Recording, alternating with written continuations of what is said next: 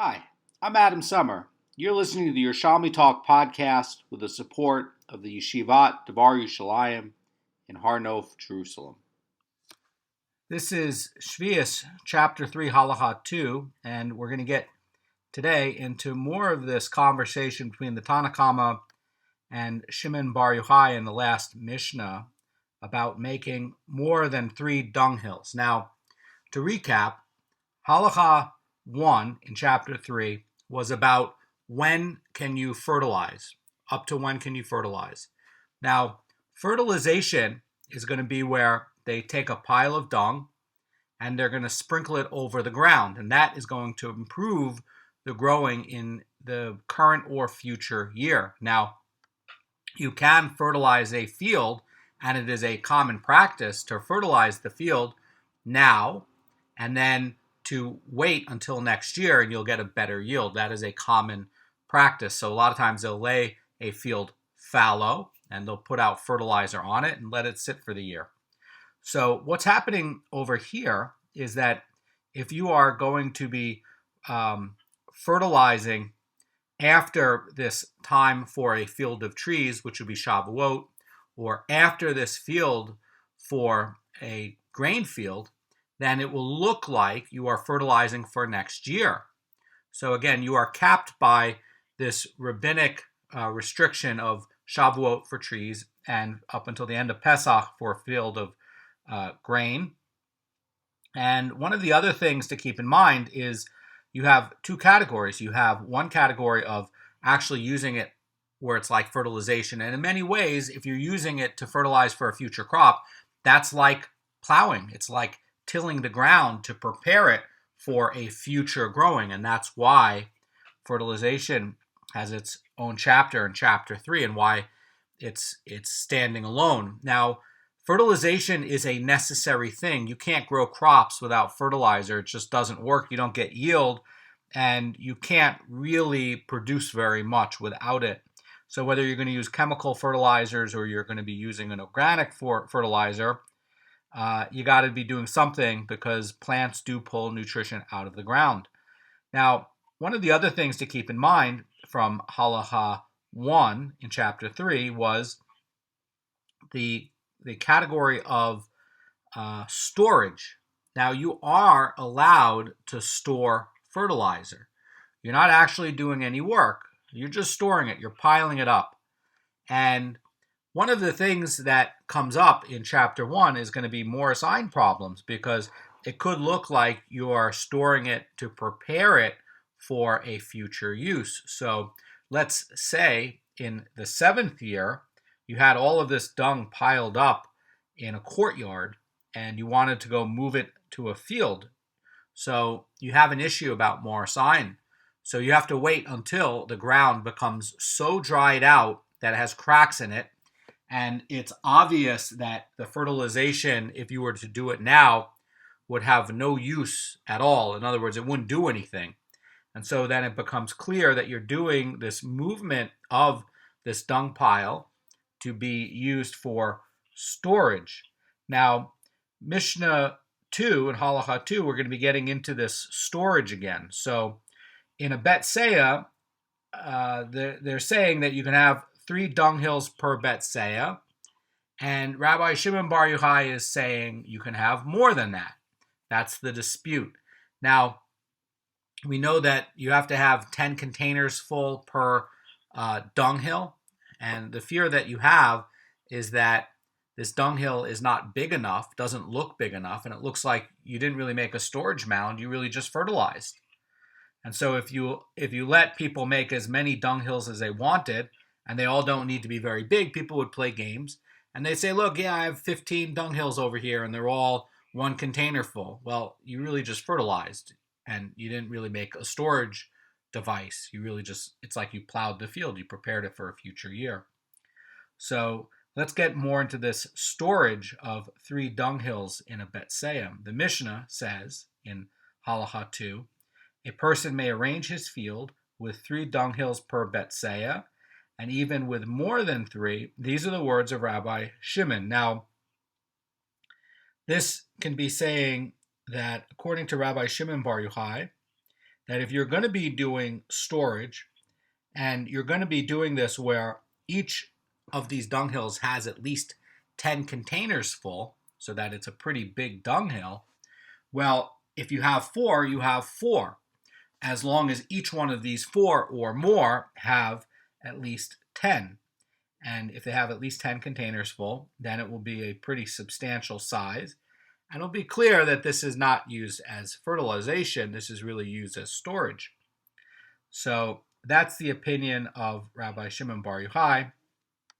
Mishnah continues and says, but the sages forbade it, unless he lowers the site of each dunghill 3 tefachim into the ground, or unless he raises it 3 tefachim above the ground. In other words, what they're saying and what the worry is that it's going to look like that you didn't really make a storage thing. You really just use this for fertilization. And the idea is that if he's piling up stones and wood, so that you create this like height of 3 tefachim above the ground, and then you're placing the dung on this pile of stones and wood, you've created a barrier between the ground and the fertilizer. And everybody who walks by is really going to see that he's not trying to fertilize the ground at all. He's created, in fact, a separation. There's a mechitza, so to speak. There's a separation between the fertilizer and this thing. So this would be a way where you could have more than 3 dunghills. The sages limited, if you're putting it onto the ground, they limited it to 3 dunghills. But if you're doing one of these things where you are creating a mechitza, then it becomes obvious that this is really just used for storage. Now, once you're creating this platform for the dunghills to be put onto, then you don't have any limit, say the Chachamim. Now, what about lowering it? So again, this is another thing where you're trying to create where there's no suspicion of him trying to fertilize this area and prepare it for planting. And in this case, where you lowered it, you dug a big pit, you would not be able to sow this field with dirt unless you brought the level back for this pit. In other words, you have to fill it back in. And you can't get any economy of scale if you have pits in your field all over the place with storage. And where you have these pits, any agricultural minded person knows that you're going to have to fill in this pit in order to run a plow across it. And they're going to see, oh, this is going to be for storage. That's going to be the idea. Now, we learned in the last Mishnah that if you have a betsei of land, one can make a maximum of 3 dunghills consisting of 10 containers full of dung each. And that is where you can dump only 30 containers full in a betsei. Now, the Mishnah is going to give an exception to this rule. And the Mishnah says a person may place his fertilizer in a stockpile. Basically, he may pile as much fertilizer as he wishes into one large dunghill in the field. And Rabbi Meir forbids it unless he lowers the site of the dunghill 3 tefachim into the ground, or unless he raises it 3 tefachim into the ground. So Rabbi Meir is holding that this 30 containers full of dung is the maximum allowable per betsei, regardless of how few dunghills there are. So let's say you're only going to do 2 dunghills. You're still only capped at 30 containers full. That means that you can have one that's 15 and 15, or you can have one that is 20 and 10, or 25. No, it has to be at least 10. So it can be 20 and 10. That's the limit, because you can't go less than 10 on any one of the containers. Everybody agrees on that. So there's another rule regarding making dunghills during Sheviis. The Mishnah reads, if one had a small quantity of fertilizer, he may add to it continuously, a little at a time, until he reaches the required amount of fertilizer per dunghill, but Rabbi Elazar ben Azariah forbids adding it in small amounts. Instead, he lowers the site of the dunghill until he raises it 3 tefachim above the ground, or unless he puts the fertilizer on a boulder. So let's say you have a boulder. Well, that that might be something where it's much higher than 3 tefachim. And certainly, if you have a boulder in the ground and you're putting it on top of a boulder, it's clear this is being used for storage. So, according to Rabbi Elazar ben Azariah, if you're taking a small quantity during Sheviis and you're putting it onto this boulder, and you can't plow a boulder, right? The boulder is in the way of your plow. So basically, what this is showing to the whole world is this smaller quantity is being done for storage. There's no way you can put that into the ground because a plow just can't get around a boulder. Very, very clever. Now, what about raising it and lowering it? The idea is that in order to prevent people from suspecting that small quantities are being removed to fertilize the field, you have to elevate these dunghills or put them into a recess, create a recess. Otherwise, the entire required amount must be taken out all at once. So that's going to be one way where you could do this during Sheviis and do it where you had a smaller quantity of fertilizer than the 10 containers full. So this probably would also relate to time, because we know that during Sheviis you have to wait until the ground becomes filled with cracks. It becomes so dried out that all the moisture starts to leave the ground. So let's say you had a boulder in the ground and you wanted to move the fertilizer into the ground while it was still wet, but you had a smaller quantity and you put it on top of a boulder. In that case, it looks like it would be clear that it would be being done for storage. But we'll find out more about that as we go on, because you could argue that, but it still has moisture. Maybe he's just putting it there for a little bit and he's going to use it later. Maybe he's just preparing it to be stealthy about it. So we'll see how that works later. So the Gemara talks about how Rabbi Shimon is ruling in this Mishnah, and they have a repetition of his rulings in the last 2 Mishnahs. So the question comes up, which the Gemara poses as well: why does the Mishnah teach Rabbi Shimon's opinion twice? Now, the Vilna Goan is going to say that there's no difficulty as to why the sage's opinion is repeated, since in this Mishnah they add the permit to make more than 3 dunghills if you lower the site or elevate it.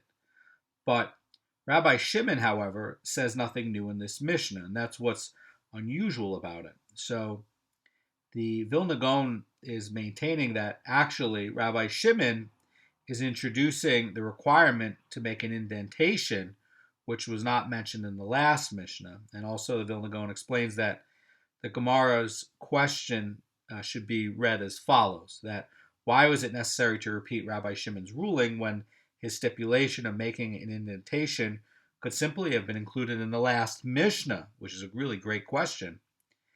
And basically the same question can be asked regarding the sages' rulings. Why do they have to repeat it when the permit they had in the last Mishnah could have just said, and they basically you can add a platform or indent it into the ground. So the Vilna Goan explains the question as relating to Rabbi Shimon's ruling, because the Gemara is going to answer the point and point out a novelty specifically in Rabbi Shimon's ruling, and then it would look like the sages' rulings were repeated in passing. So the Gemara is going to answer what this is, and basically according to this answer, it's really going to be Rabbi Shimon who's adding a novelty. It looks like it's the sages adding a novelty, but really it's Rabbi Shimon. It's not an exact repetition. Rabbi Shimon is adding something very subtle that is a novelty. So the Gemara answers, Rabbi Yerushalmi says, here in our Mishnah, Rabbi Shimon refers to a case where one reduces the number of containers used per dunghill, And even so, Rabbi Shimon permits making more than 3 dunghills per betseah. But there, in the last Mishnah, in chapter 3, Halacha 1, he refers to a case where one makes the dunghills in accordance with the specified measure of 10 containers full per dunghill. And so it was necessary to repeat Rabbi Shimon's opinion here to bring out the fact that Rabbi Shimon allows making more than 3 dunghills even when each of them has less than 10 containers full of fertilizer. So the idea here, says the Vilna Goan, is that from the last Mishnah, you would have known that Rabbi Shimon allows making more than 3 dunghills if each one has this full measure of 10 containers full. And these would be obviously large storage piles. Now, the Vilna Goan says that the Mishnah here repeats Rabbi Shimon's leniency to allude to an additional degree of leniency. And the Vilna Goan says about this Mishnah and Rabbi Shimon's opinion here that Rabbi Shimon permits even when the dunghills have less than 10 containers full each, for he is concerned that this might be perceived, for he is not concerned that this would be perceived as ordinary fertilization. So that's a big hiddush. We had thought that you have to have at least these 10 containers full from the last one. And the idea that is new that Rabbi Shimon is holding, that these dunghills that have less than 10 containers full, this novelty that he's bringing out, but they have to have a certain minimum measure. And the idea is that if each dunghill has less than 10 containers full, but has a certain measurement, then it's going to still be seen as storage. That's going to be the idea of Rabbi Shimon Bar Yochai. That is a novelty, and it looks like there's a repetition. There's not. So you could see that, in fact, it's going to be the Tanna Kama who are just repeating themselves, not Shimon Bar Yochai, if you're going to read it like how the Vilna Goan suggests to read it. So the Gemara is going to support a brisa that's going to support this interpretation of the Mishnah, and it says, and so it was taught in a brisa about Rabbi Shimon's opinion, one may add to the number of dunghills per betseah, provided that he does not use less than 3 containers full of fertilizer per dunghill. So basically, Rabbi Shimon is allowing any number of dunghills of less than 10 containers full, but he's not letting any less than 3 containers full. So he's saying, according to the Rosh Cirilio, that as long as the piles contain no less than 3 containers full per dunghill of fertilizer, that Rabbi Shimon is not worried that people will look at this as fertilization. And why is that? Because fertilizer is not being scattered throughout the field in a normal manner. In other words, it's being done in a way where he's doing it for storage, and it's certainly still this like back of a hand way for doing storage. So why would you do it where you might actually spread it around more through the field with a smaller amount? Well, it's going to be easier to take your pitchfork and scatter through a field. So there is a functionality to that. But Rabbi Shimon is alluding in the Mishnah that each pile has to have some minimum measure because he's calling these piles dunghills. And that implies that, you can't just have a small amount. And, that's going to be part of the idea. It's still a dunghill. So in the last Mishnah, there was a 30 container limit on the total amount of fertilizer that could be stored in each betseah. In fact, that's also going to be Rabbi Meir's opinion. And Rabbi Shimon did not dispute that rule. Some commentators are inferring that Rabbi Shimon is conceding that when small dunghills are made, the total content may not surpass this limit of 30 containers per betseah. So that if you have these extra dunghills that are 3 containers full, that you still have to have a total adding up to 30. So that's going to be the novelty that's added here. And the Mishnah states that a person may place his fertilizer in a stockpile, and Rabbi Meir forbids it unless one lowers the site 3 tefachim into the ground or raises it 3 tefachim above the ground. Again, you're trying to make this visual thing so that somebody walks by and they see that that this is going to be for storage. Now, why again would this indentation in the ground that you've dug up and put fertilizer into the ground be used for storage and clear? Because again, you can't plow it. You have to fill up the hole in order to plow across it. And so it's obvious that this is being done where you've made this part of the ground into storage for fertilizer, not for production. That's going to be why they have this other category of digging it into the ground. But again, creating a 3 tefachim platform above the ground, whether it's going to be on stone or wood, and piling the fertilizer pile onto that. Well, it's clear that if you have fertilizer on a platform in the middle of a field, that is not there for production. That is there for storage. Now, the Gemara is going to elaborate on this and says when Rabbi Meir forbids this, he refers to a case where one makes the stockpile with more than the specified measure of 30 containers full measured in the Mishnah. So that the Mara Fulda explains about this, that when somebody makes 3 dunghills with 10 containers full each, we learn that this 30 containers full is the maximum amount of dung allowable per betseah. But this can be read where Rabbi Meir is gonna mean to forbid making a stockpile containing more than that amount unless you raise it or lower it above the ground. So let's say you have 40 containers full, and let's say you want to use 3 piles and you have 10 containers full each, and it's exactly like how Rabbi Meir was saying in chapter 3 halacha 1. So you have 10 containers full each, you have 3 of them, but you want to get an extra 10 containers in. Well, there's a limit on how many dung piles you can put onto a piece of land.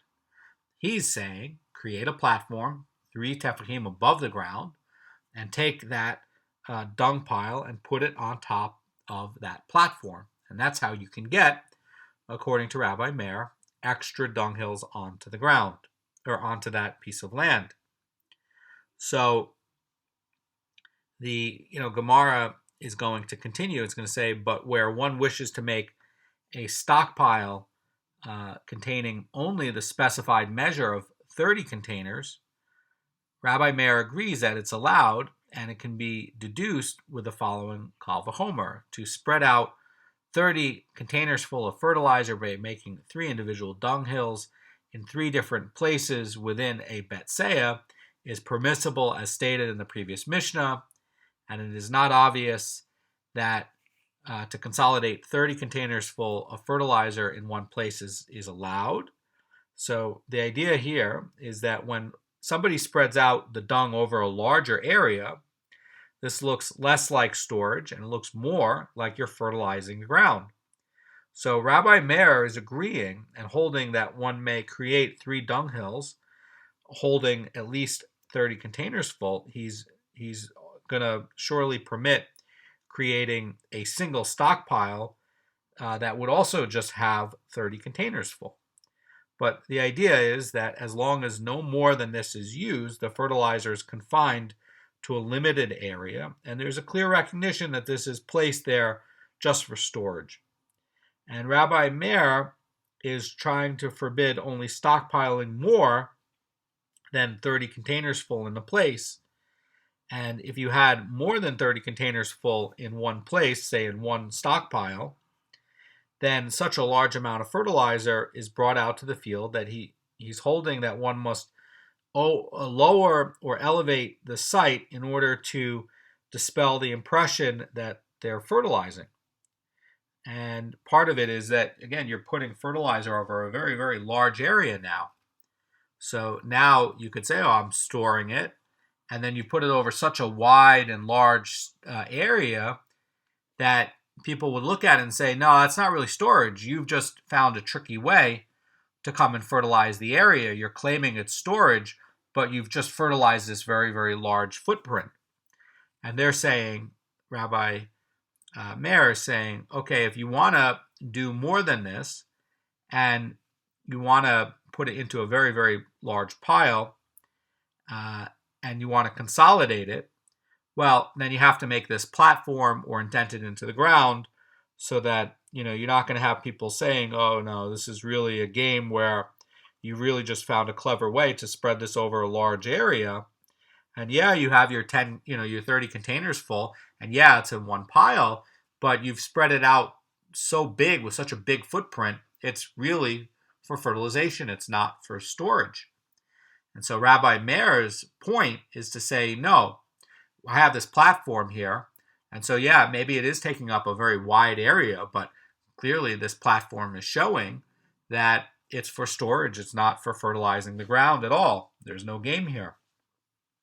So the Mishnah stated that if one had a small quantity of fertilizer, he may add to it continuously over time until he reaches this required amount of fertilizer per dunghill. And Rabbi Elazar ben Azariah forbids adding to this dunghill in small amounts unless he's going to lower this side of this dunghill either 3 tefachim into the ground, or he's going to raise it 3 tefachim above the ground, or he's going to put this fertilizer onto a boulder. Now, the Gemara is going to talk about this segment of the Mishnah, and it's going to be a little bit unclear. So the Gemara says you can interpret this dispute with 2 different interpretations depending on how you describe the case to which it pertains. So here's the first interpretation of this. The Mishnah refers to a case where one had a small quantity of fertilizer in his field in Sheviis that had been left there before Sheviis. So that's going to be one way to look at it. And regarding this case, the sages rule that one may add to the existing pile of fertilizer continuously a little at a time.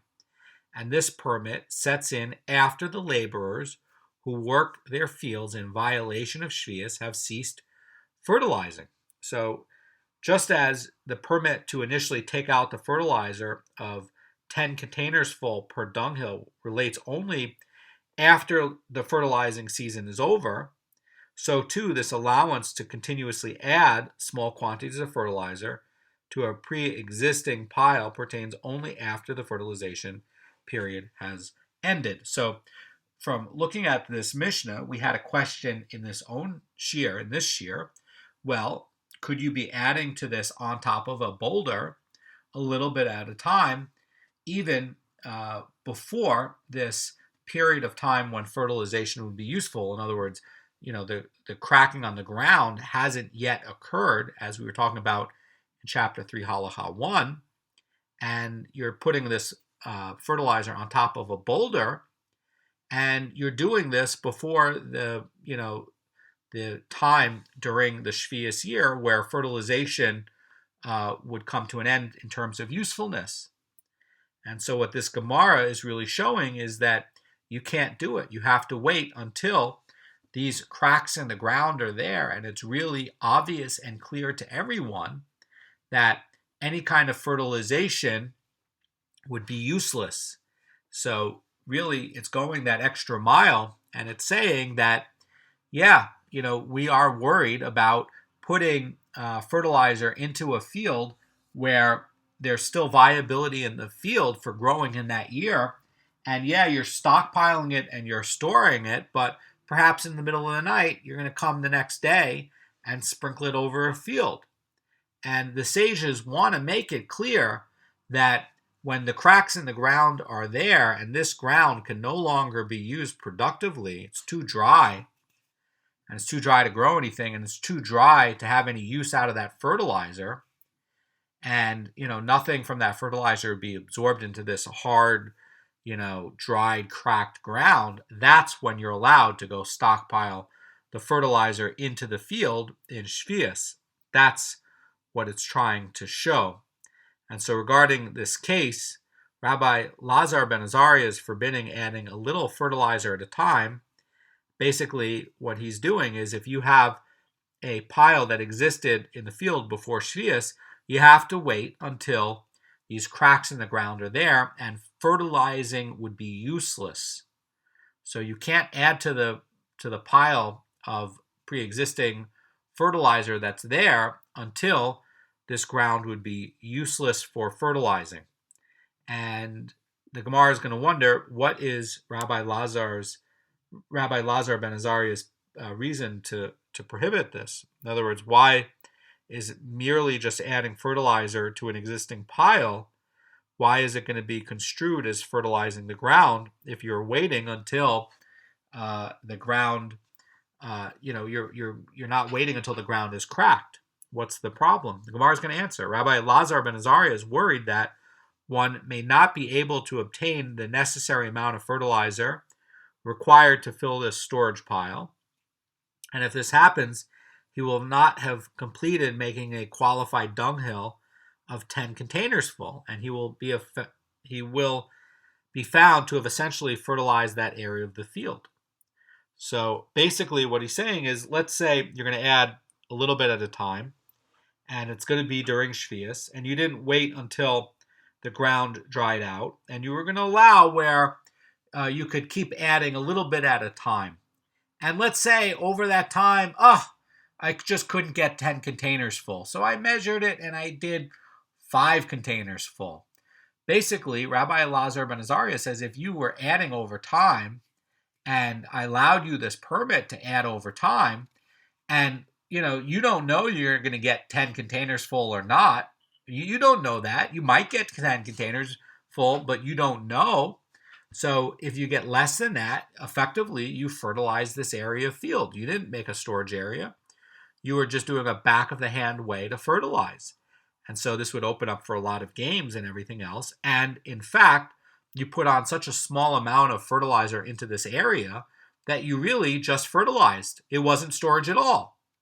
And that's why they're saying you have to wait until there's a very, very large amount where the water and the moisture has been pulled out of the ground, and so much so that if you were to start adding stuff onto this fertilized area where there's a remaining dunghill, and you want to add it up to 10 containers full, you got to wait until the ground passes this due date.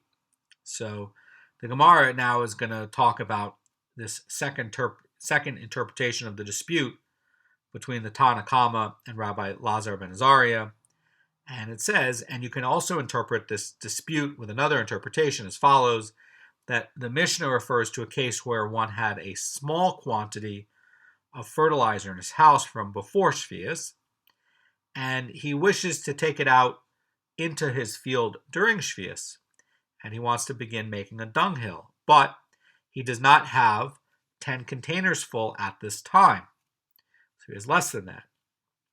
Regarding this, the sages rule that he may initially take this small quantity out to the field, and then he may add to it continuously a little at a time, and this permit sets in after the laborers who work their fields in the violation of Sheviis have ceased fertilizing.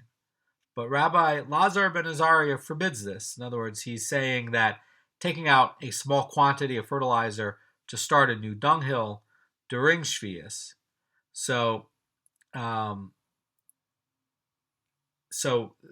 basically, Rosh Cirilio says about this that according to this interpretation of Rabbi Lazar ben Azariah's opinion, Rabbi Lazar ben Azariah is conceding that if there was already some fertilizer in the field, one may add to it little at a time, but he's forbidding initiating a pile in Sheviis with less than 10 containers full. And another thing about what the sages are saying about this second case, according to Rosh Cirilio, is that the sages are allowing two activities here. One is that you may initially take out a small quantity to an empty field and start a new pile, and he does not need to take out all 10 containers full at once, according to this interpretation. And according to this interpretation, though, from chapter 3, Halacha 1, in that Mishnah, the requirement of 10 containers full per dunghill is necessary, only that, where one finishes the entire dunghill before he begins making a second one. or that you may have a second one and may add onto these small ones incrementally until he reaches this uh, amount required for a storage pile. So also keep in mind that they're holding that this continual adding, when can he start adding to this pile little by little? This permit is only there when the laborers who work the fields in violation of Sheviis have stopped fertilizing. In other words, the people who are cheating, that when they are recognizing that this land has no more usefulness for fertilizing, then only then can you start to make this pile. And that's basically what Rabbi Lazar ben Azariah and the sages are both trying to say in either interpretation. Neither one of these interpretations is a permit to do it during Sheviis, where the ground still has usefulness and where the ground would get usefulness from fertilization. What they're trying to get at is when you're going to be making a new dunghill and doing that during Sheviis.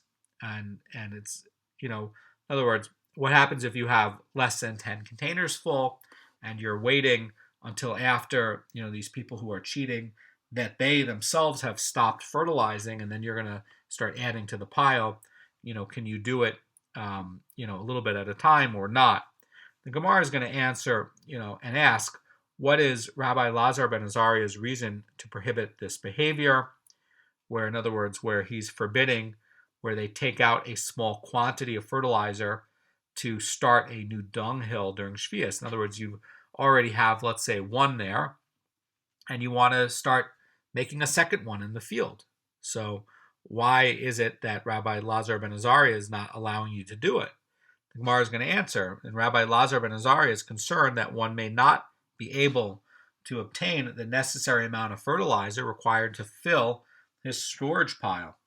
And if this happens, he will not have completed making a qualified dunghill of 10 containers full, and he will be found to have essentially fertilized that area of the field. So since there's no fertilizer on the ground beforehand, placing and leaving a small quantity of fertilizer is going to constitute fertilization, and that's not allowed. And Rabbi Lazar ben Azariah is worried that it's going to give this appearance of fertilization. It might actually be dafka fertilization if you never actually came to get enough quantity of it to make a dung pile. So that if you ended up only finding 2 or 3 containers full, and you didn't find the 10 over time when you've made this new dung pile, well, effectively you just fertilized that area. You didn't make a dung pile at all. That's what Rabbi Lazar is saying, and why he's objecting. So these are the two interpretations, and the Gemara is going to point out difficulty in this first interpretation. And in that interpretation, basically Rabbi Lazar ben Azariah is forbidding even adding a small amount to a pre-existing pile of fertilizer, because they're worried that you're not going to get this full amount of 10 containers full to make a dung pile. And you need to have at least 10 containers full to make a dung pile. That's what's going to be allowed. And so if you came up with less than that, he's basically going to be saying that you didn't make a dung pile at all, you fertilized. So the Gemara is going to wonder, and it's going to say, but was it not the area of the field that was already fertilized from before Sheviis? In other words, by virtue of the fact that you had some fertilizer that was left over from there, so how can you say that Rabbi Lazar ben Azariah is worried that it will emerge that this person fertilized the field during Sheviis? So even if, Rabbi Kanievsky points out a great thing in his Beurim shiurim series. He says, even if he does not obtain sufficient fertilizer to finish the dunghill, he has done no act of fertilizing, since that area of ground already had fertilizer on it beforehand. So that's going to be a deep insight about what happens about if you had, fertilizer on this ground before Sheviis. And the Gemara is going to offer another explanation of Rabbi Lazar ben Azariah's reasoning, and according to the interpretation that he forbids even adding a small amount to a pre-existing pile of fertilizer. So the Gemara continues, says, Rabbi Ba says, in the name of Rabbi Yirmiyah, in the name of Rabbi Ban Bar Chia, in the name of Rabbi Ba Bar Mamal, it is because of the appearance of wrongdoing, because people will suspect him of fertilizing the field, that Rabbi Lazar ben Azariah forbids even adding to a pre-existing pile of fertilizer, unless one brings out 10 containers full at a time, or unless one lowers it or raises it to the level of the site or puts it on a boulder. So the idea, says the Pnei Moshe about this, is that since it is not very noticeable that there is fertilizer there from before Sheviis, because it's not a large pile. In other words, again, we're talking about a case where it's less than 10 containers full, as this pile, and it was left there before Sheviis. Onlookers will suspect that he is bringing out additional small quantities to fertilize his field. And these onlookers may come to fertilize their own fields, even though there's no fertilizer from there before Sheviis. So you have a Maris Ein problem that's going to lead to a slippery slope, where you're going to end up with people mistaking what's going on there with the halacha and assuming that they can fertilize as well.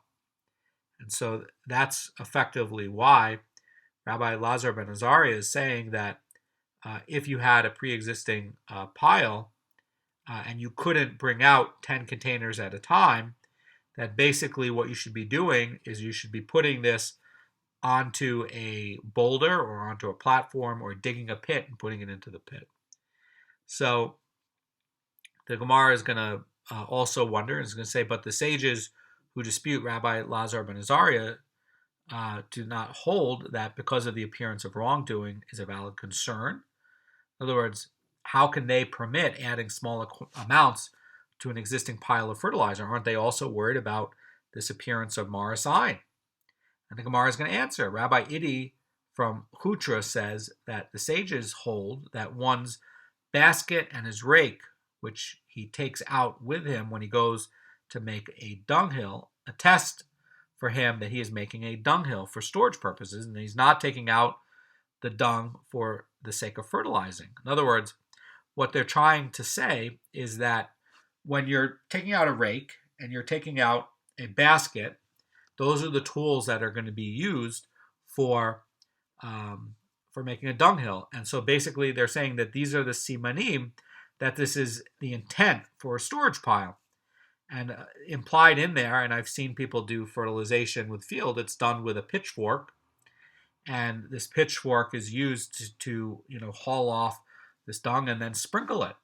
And so it's a different kind of tool that would be used to make to be used for fertilizing. So they're saying that the tools are basically attesting that this has the intention of a storage pile. And that's why the sages are not worried that the people would suspect him of wrongdoing, and that they would allow adding fertilizer to this existing pile even a little at a time. So the Gemara is going to correlate the reasons here for Rabbi Lazar ben Azariah ruling to permit the removal of small quantities of fertilizer to a field during Sheviis, and with the reasons given for the ruling that he gives in Moed Katan to prohibit digging a new irrigation channel in Sheviis. So the Gemara goes like this. It says, Rabbi Yosef, son of Rabbi Bun, says, these are two interpretations presented here for Rabbi Lazar ben Azariah's ruling forbid the removal of fertilization in small quantities, and it corresponds to the two interpretations given there in Moed Katan to clarify a different ruling for Rabbi Lazar ben Azariah's ruling concerning Sheviis. For we learned in a Mishnah over there in Moed Katan, Rabbi Lazar ben Azariah says one may not dig a new irrigation channel during Chol HaMoed or during Sheviis. So the reason that you may not dig a new irrigation channel during Chol HaMoed is according to rules on Chol HaMoed. the Torah says you're not allowed to do exertion. You're not allowed to exert yourself. And digging an irrigation channel is hard work. And that's going to have, a case where you're going to have excessive exertion. That itself is a malacha that's not allowed on Kol HaMoed because of excessive exertion. Now, this Gemara is going to try to figure out on why Rabbi Lazar ben Azariah prohibits digging a new channel during Sheviis. What's the rationale? Because there's no prohibition on hard work or straining yourself on Sheviis. The only thing that's prohibited in Sheviis is work like plowing and things that are going to be proving the land. So the Gemara is going to say, we learned in this Mishnah there, Rabbi Lazar ben Azariah says one may not dig a new irrigation channel during Kol HaMoed or during Sheviis. And the first of the two reasons for the prohibition for excavating a new channel in Sheviis goes like this.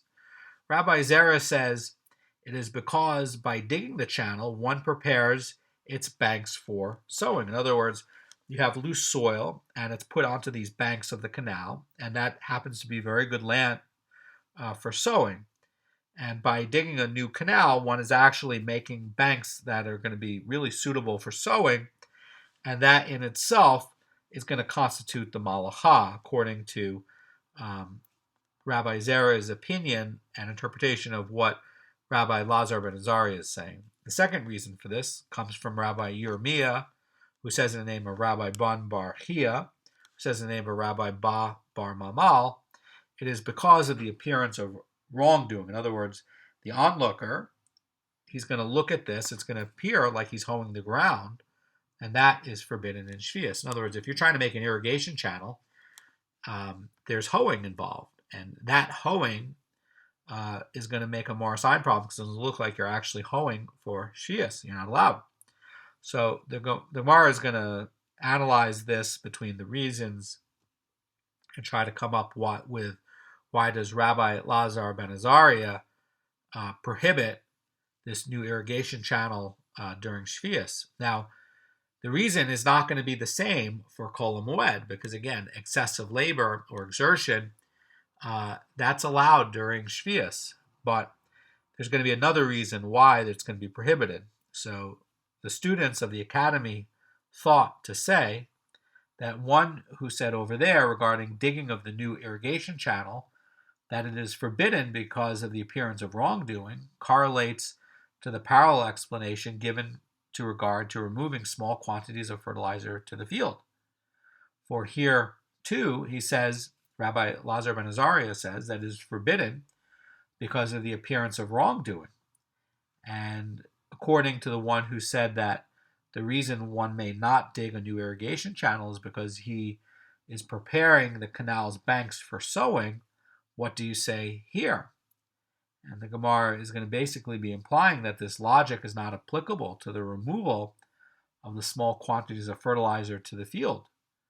And the Gemara is going to continue. It's going to say you do not have any way of explaining Rabbi Zera's reasoning except to say that he holds like that interpretation of the Mishnah, which states that the dispute between Rabbi Lazar ben Azariah and the sages relates to where there was no fertilizer piled in the field before Sheviis, and now he wishes to take out a small amount of fertilizer from the house into a storage pile. And then they're worried that you're not going to have 10 buckets full, 10 containers full, and that effectively you ended up fertilizing the ground. And so, too, that's how you can only get it to fit in with Rabbi Zera's interpretation. In other words, you have to say that, okay, Rabbi Lazar ben Azariah is saying that this is like that. In other words, digging a new irrigation channel is like, preparing the ground and fertilizing it for a future crop, in that if you don't have a pile there and you decide to pile it up little by little, and then it ultimately comes up where you never even got close to 10 containers full at all to make the pile, that in fact you just fertilized. And over here, you're saying that the students are saying that Rabbi Zera's reasoning on why it would be that, digging and preparing the banks for sowing is going to be like doing something that's going to be improving the ground and getting their ground ready for, it's going to be something that's really going to be a malacha because you've ended up working the ground in a way that improves it. So over there, it's saying it's the same because you ended up doing this work before during Sheviis and getting it ready before the 8th year, but you've ended up preparing it, getting it ready. So too over here, you've ended up fertilizing it by ending up creating this new pile and not getting your 10 containers full. And Dafka, you've in fact ended up just fertilizing this ground. You didn't make a storage container, you make a storage pile. And over here with the sowing, the reason that they're saying why Rabbi Lazar ben Azariah is forbidding it is because you've ended up just preparing the ground and it's going to grow better, and you've ended up just working the ground. And that's why they're saying that Rabbi Lazar ben Azariah is forbidding both of them. And so the Gemara is continuing and saying, according to this interpretation of removing fertilizer to the field, it's going to be forbidden because he may not obtain this necessary amount of fertilizer to fulfill this requirement of making a storage pile, and he will be found to have fertilized the area of the field. And so in both cases, all he did, according to Rabbi Zera's interpretation of Rabbi Lazar ben Azariah's prohibition against creating a new irrigation channel during Sheviis, is he just worked the ground. He created loose earth on the banks, and that's going to be beneficial for when you're going to come and do the next year's growth. Just like if you fertilize the ground, it's going to be good for next year's growth. So Rabbi Zera and Rabbi Bar Mamel are going to give different explanations for this prohibition for digging a new irrigation channel during Sheviis. And the Gemara is going to look for another difference between these explanations. It's going to say, what is the practical difference that emerges from between them? In other words, the Gemara is going to be questioning, two reasons given to prohibit digging a new irrigation channel during Sheviis. As we saw, one is going to be where the ground actually, is made better for growing in the next year, and you've done that work in the 7th year. That's a problem. Or the other problem by, Rabbi Bar Mamel is that it's the appearance of wrongdoing. It looks like you're hoeing the ground. You're not allowed to do that. So what's the practical difference that emerges between these two interpretations? It says that there is a practical difference in the case where one digs to make a hollow for structural purposes. He plans to erect a building there and is digging a foundation. And the Gemara is going to elaborate on this because it seems surprising. And the Gemara says they thought to say as follows. The one who said that the reason one may not dig a new irrigation channel is because of the appearance of wrongdoing. That's because it appears that he is hoeing for the sake of Sheviis. And they would say here that also one may not dig a hollow even for structural purpose because of the appearance of wrongdoing. So, in other words, they're saying, well, what about the case of somebody who's going to try to dig to make a hollow for a structural purpose, like to erect a building there? And he's going to be digging the foundations. Are you going to be allowed to dig the foundations? And isn't that going to be also a Mar sign problem? Because over here on the irrigation channel and over here on trying to create a foundation for a building, both of them are going to take hoeing. And it's both going to have the appearance of wrongdoing, right? So the one who says over here that one may not dig a new irrigation channel because he prepares the channel's banks for sowing has no reason to prohibit digging in this case at all, because where one is digging for a structural purpose, he is not preparing the sides of the hollow for sowing, and such digging would be permissible. So the idea here is that if you're going to go by Rabbi Zera's opinion, well, you don't want to slope down, the area for a foundation.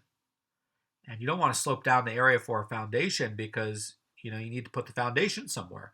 But in the case of hoeing an irrigation channel, you want that sloped dirt, because what's going to happen is the water is going to flow through it and it's going to irrigate that dirt. And then you're going to hoe that dirt into the ground. You're going to sprinkle it out into the ground, and it's going to be, very good for your plants. That's going to help to irrigate the plants. That's how they work. But over there, you're not going to be worried if somebody's going to be digging a hollow to make a foundation for a structural purpose, because you don't slope out the channel like that. So Rabbi Lazar ben Azariah stated in the Mishnah that placing fertilizer on a boulder is permitted in any amount, and the Gemara is going to list other locations that would apply as well. So again, in this permit, you're allowed to do any amount that you want onto a boulder, but it has to be done after the time of where the ground, dries up and starts to crack. So there is that prohibition on time. You have an allowance on quantity, according to Rabbi Lazar ben Azariah, but you have a prohibition on doing it. You're limited by time. So you can't make this storage pile with this small quantity, on top of a boulder before that limit of time, before where the ground starts to crack. So the Gemara says that all agree that if he had lime or pebbles or stone or gypsum situated there in place of this boulder, and he wanted to pile the fertilizer onto this lime, pebbles, stones, or gypsum, it is permissible for him to bring out even a small quantity and dump it there. So the idea is that since lime, pebbles, and gypsum are not fit for sowing, basically this is clear that there's no Mars Ein problem, because he's putting it onto something that's not used for sowing at all. And so the idea is that, one might have thought, since, the ground beneath lime is suitable for sowing, one is prohibited to place fertilizer on top of lime unless there's 3 tefachim. But the point is that you don't sow the ground with lime. So even if there's a thin layer of lime that's there, lime, by the way, gets very bright white, especially in the sun. That's not used for fertilization at all, and maybe even can not help your fertilization at all. So that's probably why that's allowed. It doesn't need to be at least 3 tefachim high.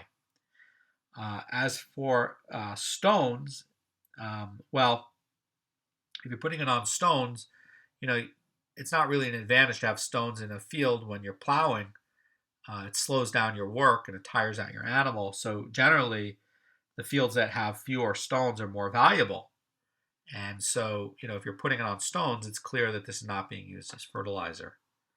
So, a lot going on here. And tomorrow we're going to be talking about another kind of fertilization where you're going to pen up animals, and the animals are going to go to the bathroom in the pasture, and that's going to be used as the natural fertilizer. And what's going to be with that? Because again, you're not allowed to pasture a field and fertilize it. So this is some of very important stuff, because Sheviis is coming, and we need to know what's allowed and what's not allowed. This is part of the Torah too. And so, this is like studying the laws of the temple. It's very important stuff. Have a great day.